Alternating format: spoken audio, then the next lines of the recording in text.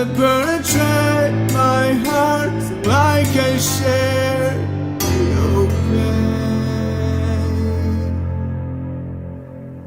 If there's a way to God I can portray,